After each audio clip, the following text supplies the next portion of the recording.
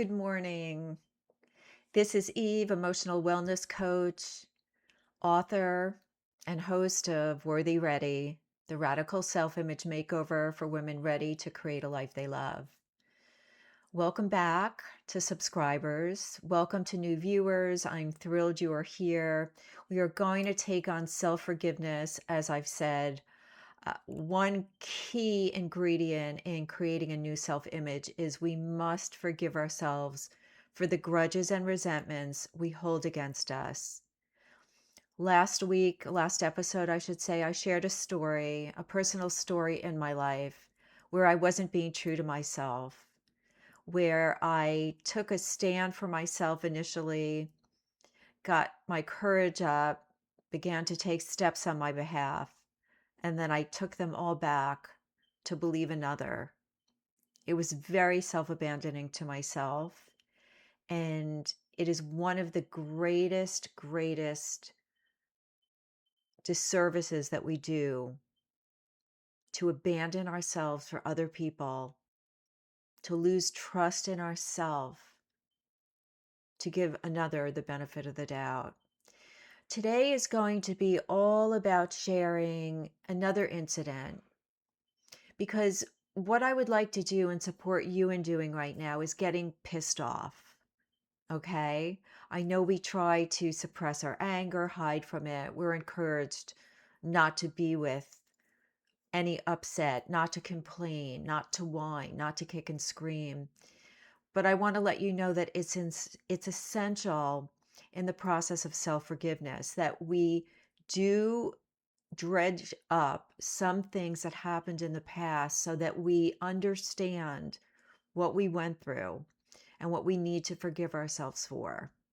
Now, I want to make it clear, not everything is our fault. And a lot of times in our early childhood and growing up, we did not know better. We truly did not. We didn't know what we knew until we knew it. However, even with that being said, we still hold things against ourselves.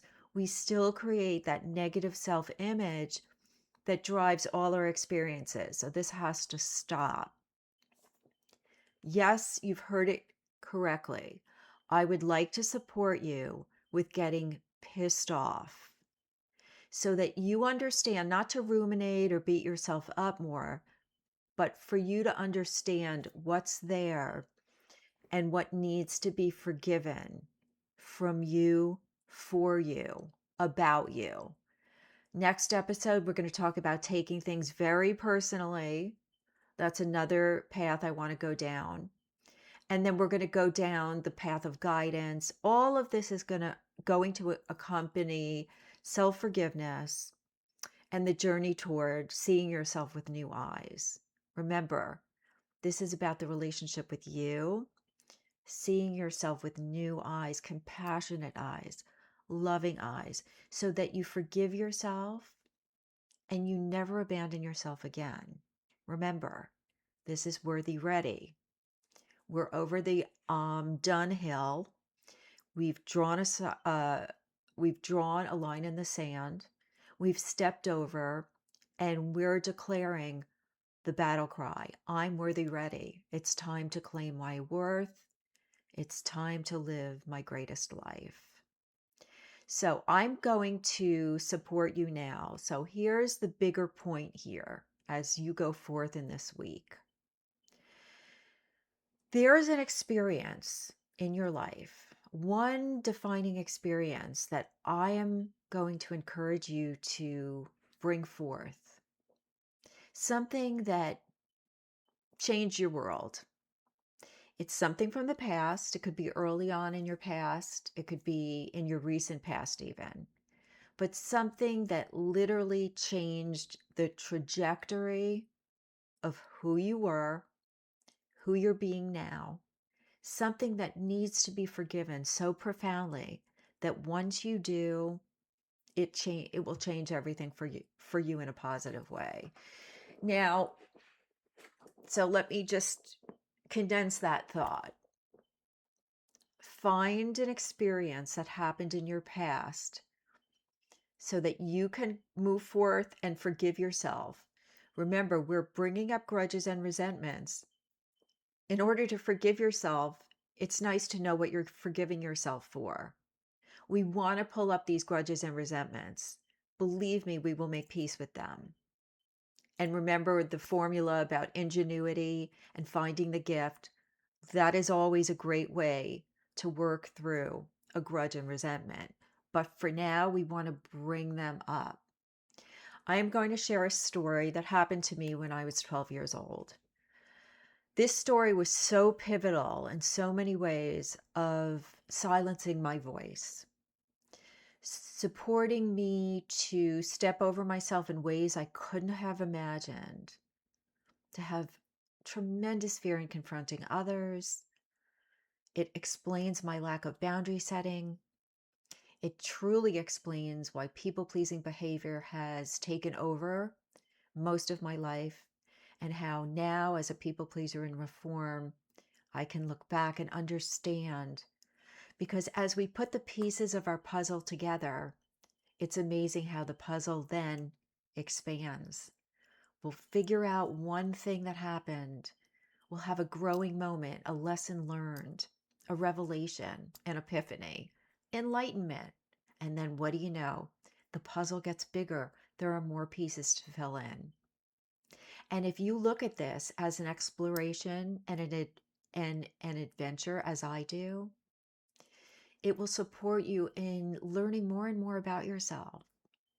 Because in order to have a really healthy self image of yourself, it's important to recognize how you've evolved, how you're still growing and evolving, and how you have so much control over it with the relationship you have with yourself.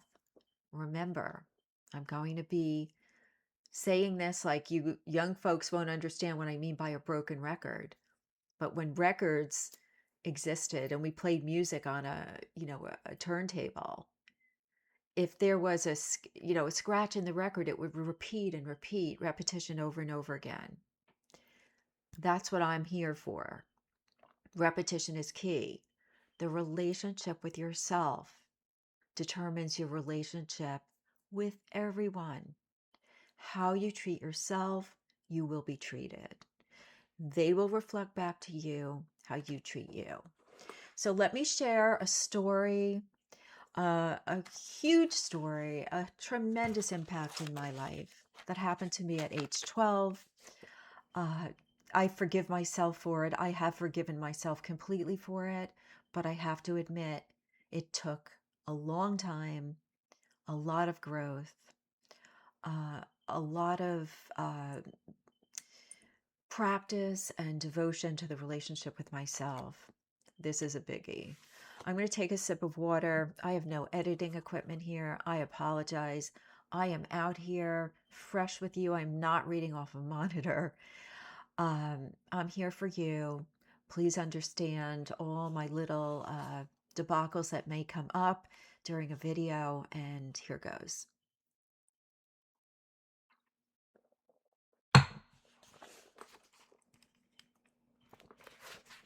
Once again, Your Happy Life Realized, How to Stop Putting Others First and Yourself Last Now. This is my very first book that was released in 2018. And there's some really, really neat stories in here. And here's a story I will share with you now. Again, age 12, huge impact on my life. No, I yelled. We're going, and that's that. I pushed aside the money my grandmother offered me not to go to Joan's house. Her stocky figure was covered by a loose gray house dress that matched her silver hair. At 72, she looked 10 years older. Her shock at my reaction was visible. I had never spoken back to her before. At age 12, I was surprised at my reaction too.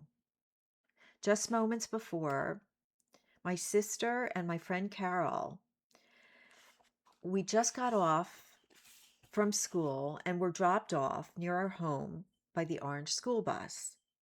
As we turned the corner, I could see my house, a small ranch painted a reddish brown with teal planters displaying small yellow and white flowers on either side. We lived on a quiet street in a small suburban neighborhood in Westchester County, New York, where the people were friendly and children played hopscotch and rode their bikes.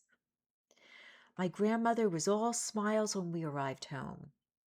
Although she was surprised that Carol was with us, she held the door open and directed us toward the kitchen. We sat at the table and ate some of her freshly baked chocolate chip cookies with a glass of milk.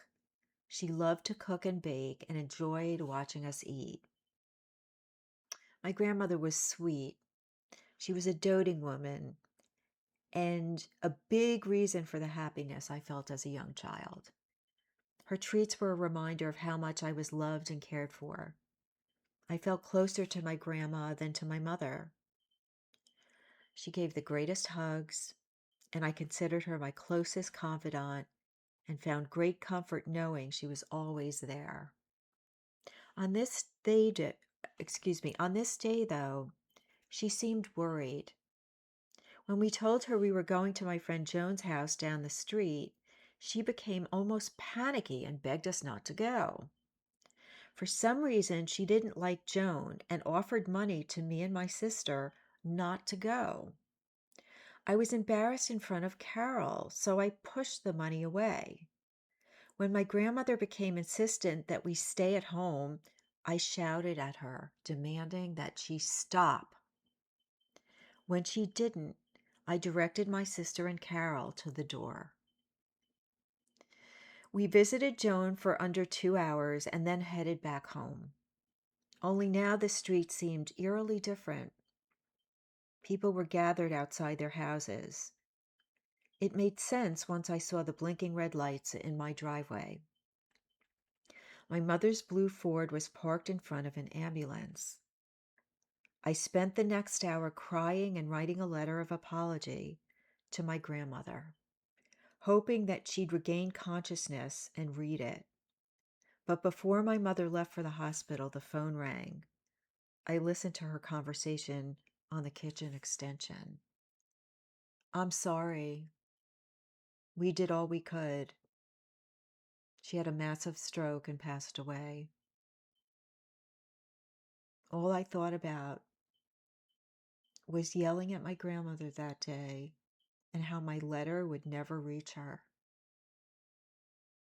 Devastated hardly explains the loss I felt and the guilt I carried for decades. I became fearful of using my voice because I was concerned that I would disappoint people so much they would die. I stuffed my anger for years and wasn't able to confront anyone or set boundaries in relationships. Wow. I can still feel the moment that little girl learned that the woman she loved the most was gone and that it was her fault, she thought. Today I know it wasn't, but I do understand in a bigger way that it made sense to take that on. What happens when we experience these defining moments, or even when someone judges us harshly and we take on a limiting belief, a dark thought about ourselves, we change. We change significantly, especially the younger we are. But I can tell you that when we grow into adults, we actually just bring on the story we carried all along with us. And it doesn't matter how old we get. We can still live with the same doubt, with the same disliking we have for ourselves, and the same need to abandon ourselves in order to be there for others. In a later episode, I will talk about red flags for a long time and the guidance and misguidance that we're given as to why we do this. But right now, we're going into self-forgiveness because the only way to see ourselves with new eyes is to recognize the eyes that we've had all along. And I can tell you that as badly as we feel we've cheated ourselves, it really goes a lot deeper. A lot of it is subconscious and unconscious. So for now, this week, I pulled up a story. Well, that was a very, very big story in my life. Boy, did that affect every single relationship I was in. And when someone raised their voice or got red in the face, or I thought, something would happen to them, whoa, did I back off. So I could never fully explain myself, communicate effectively, authentically, and definitely not set boundaries with people. Makes total sense. Not so today. I'm a different person today. And that's why I'm here to support you in having new eyes, to see yourself differently, to live differently, to create a new self image of yourself so that you can create that life you love. Well, we're going to do this together. I am a worthy, ready woman. And I know that if you're here and you're subscribed, some of you have reached out and affirmed you're worthy, ready. We've crossed over that I'm done hill. We've drawn a line in the sand and we're declaring that battle cry, I'm worthy, ready. So be worthy, ready. Take and look and search more grudges and resentments this week. Make a list and look for a story within the story, as I've shared with you, something that was so big that you connected to your behavior even today. Because we're going and embarking on self-forgiveness. In order to do that, well, we want to find some things we want to forgive ourselves for. We want to make that choice. And to make that choice, we want to have the willingness to make the choice. And most of all, the desire to want to do it. Because let me tell you something, on the other side of that hill, the self-forgiveness, is a life so bright, you can't even imagine it now. So are you with me? Are you going to look for something this week? I hope your answer is an emphatic yes. Stay worthy, ready, and I'll talk to you next week. Remember, Thursday mornings at 10 a.m., a new episode is active. Press the like button. Subscribe if you haven't. I'm thrilled you're here. You're amazing. You're worthy, ready. And it is my honor and privilege to support you. Have a great week.